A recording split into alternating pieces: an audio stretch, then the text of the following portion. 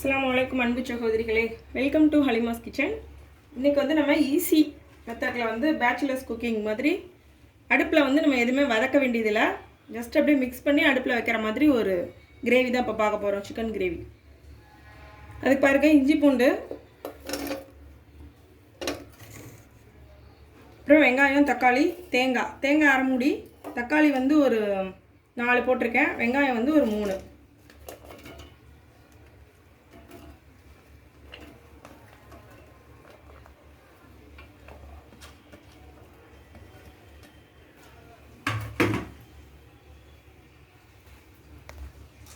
இதில் வந்து மிளகாத்தூள் போடணும். மிளகாத்தூள் தேவையான அளவு. 1/2 கிலோ சிக்கனில் செய்கிறோம். இது வந்து நான் பூரி இந்த மாதிரி இதுக்காக செய்கிறது.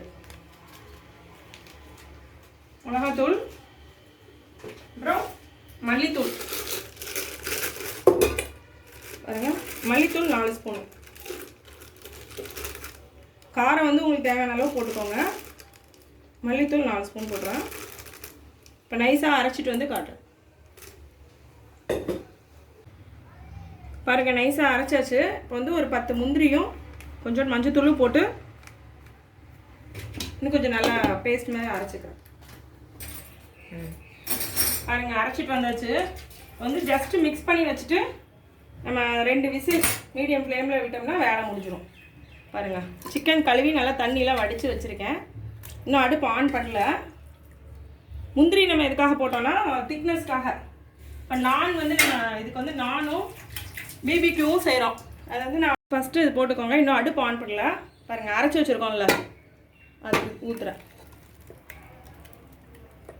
இது வந்து நம்ம வதக்கிற வேலையே கிடையாது, ஆனால் வந்து பர்ஃபெக்டாக இருக்கும். ஒரு வாட்டி நீங்கள் ட்ரை பண்ணி பார்த்தா தான் தெரியும்.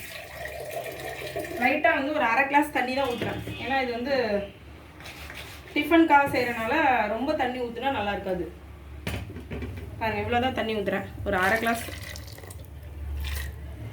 தண்ணி ஊற்றியாச்சு. எண்ணெய் கொஞ்சம் ஊற்றிக்கணும், பச்சை எண்ணெய். அவ்வளோதான். இப்போ வந்து அடுப்பு ஆன் பண்ணிட்டு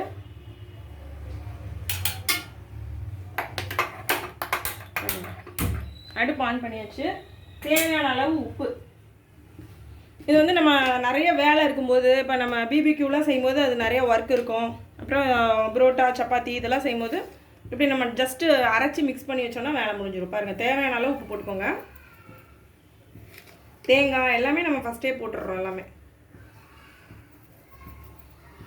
போட்டாச்சு.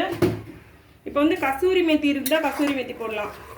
கசூரி மேத்தி இல்லைன்னா மல்லித்தலை கூட போட்டுக்கலாம்.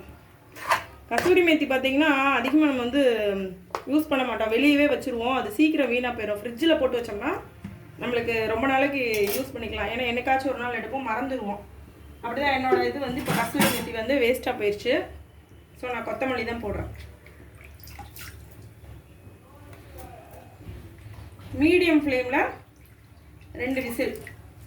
தண்ணி வந்து வேணும்னா இன்னும் ஊற்றிக்கலாம், ஆனால் வந்து திக்காக இருந்தால் தான் நல்லாயிருக்கும். அதனால நான் திக்காக வச்சுருக்கேன்.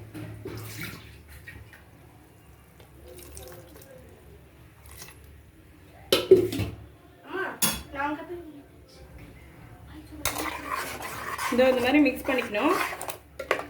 அதான் மீடியம் ஃப்ளேமில் 2 விசில் இருங்க. முடிஞ்சதுக்கப்புறம் பாருங்க, போட்டு விசில் போட்டாச்சு. மீடியம் ஃப்ளேமில் 2 விசில் வச்சுட்டு முடிஞ்சதுக்கப்புறம் எப்படி இருக்குன்னு காட்டுறேன்.